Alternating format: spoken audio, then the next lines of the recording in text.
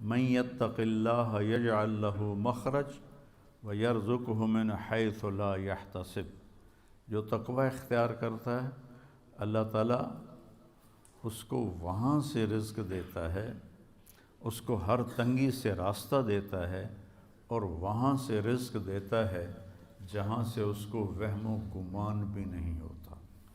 حضرت مقداد رضی اللہ تعالی عنہ پیشاب کرنے گئے تو سامنے ایک سوراخ تھا، جہاں وہ بیٹھے پیشاب کر رہے تھے سوراخ تھا، تو ایک چوہا اندر سے نکلا اور 1 دینار آپ کے سامنے پھینک کے اندر چلا گیا، پھر گیا، پھر ایک دوسرا دینار لے کے آیا، پھر 3، پھر 4، پھر 5، پھر 6، پھر 7، پھر 8، 19 دینار اس نے اپنے سوراخ سے نکال کے حضرت مقداد کے سامنے پھینک کے اندر چلا گیا۔ وہ بڑے بھی حیران پریشان، انہوں نے وہ اٹھائے، فارغ ہو کر آ کر اللہ کے نبی کو پیش کیے کہ یا رسول اللہ میرے ساتھ تو یہ قصہ ہوا ہے، آج چوہے نے مجھے مالدار بنا دیا۔ تو آپ نے فرمایا یہ رزق ہے جو اللہ نے تجھے عطا کیا ہے۔ پھر یہ آیت پڑھی من یتق اللہ یجعل لہ مخرج ویرزقہ من حیث لا یحتسب۔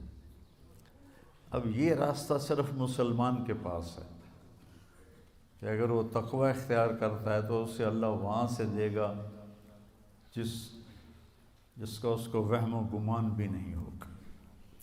من یتق اللہ یجعل لہ من امرہ یسرا، جو تقوی اختیار کرے گا اللہ اس کے لیے آسانیاں پیدا کر دے گا۔ من یتق اللہ یکفر عنہ سیئاتہ ویعظم لہ اجرا، جو تقوی اختیار کرے گا اللہ اس کے گناہوں کو معاف کر دے گا، صاف کر دے گا۔ یکفر کا مطلب ہوتا ہے نشان مٹا دینا، عفا کا مطلب ہوتا ہے چھپا دینا، اور تکفیر کا مطلب ہوتا ہے نشان مٹا دینا۔ اللہ ان کے گناہوں کے نشان مٹا دے گا اور ان کا اجر بہت زیادہ کر دے گا۔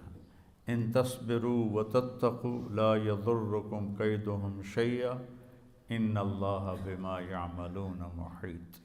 تم صبر اور تقوی اختیار کرو تو دشمن کی کوئی چال تمہارے اوپر کارگر نہیں ہوگی، اللہ ان کا گھیرا ڈالے ہوئے ہے، ان کے گرد گھیرا ڈالے ہوئے ہے۔ تقوی کی مثال کیا ہے؟ آپ کے پاس پیسے ہوں اللہ کے فضل سے تو آپ ہر چیز خرید سکتے ہیں، گھر خرید سکتے ہیں، گاڑی خرید سکتے ہیں، جائیداد بنا سکتے ہیں، سیر و تفریح کر سکتے ہیں۔ تو تقوی ایک ایسا سرمایہ ہے جس سے آپ دین کے ہر عمل پہ چل سکتے ہیں۔ تقوی ایک ایسا سرمایہ ہے جس پر آپ دین کے ہر عمل کو اپنا سکتے ہیں اور اس پہ چل سکتے ہیں۔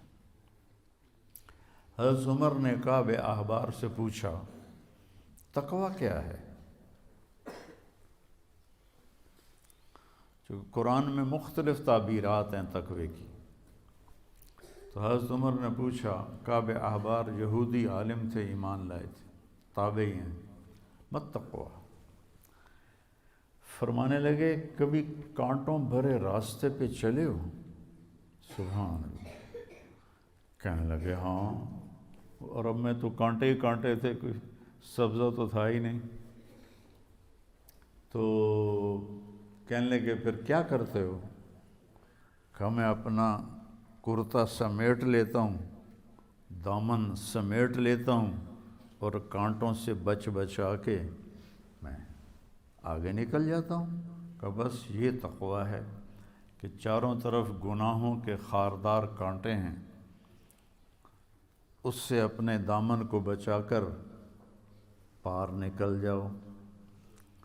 اور دوسرا کہ لوگوں کے سخت رویے ہیں، کانٹوں کی طرح چبھتے ہیں، تو روزے کا صلہ بتایا گیا ہے تقوی، کہ اس سے انسان کو تقوی حاصل ہوتا ہے، اللہ کی خشیت، اللہ سے حیا کو تقوی کہتے ہیں۔ ایک گناہ نہ کرنا کہ دوزخ میں جاؤں گا، یہ بھی ایمان کا حصہ ہے۔ ایک گناہ نہ کرنا کہ مجھے اللہ سے شرم آتی ہے، مجھے اللہ سے حیا آتی ہے، یہ حیا کا جو درجہ ہے یہ خوف کے درجے سے بڑا ہے۔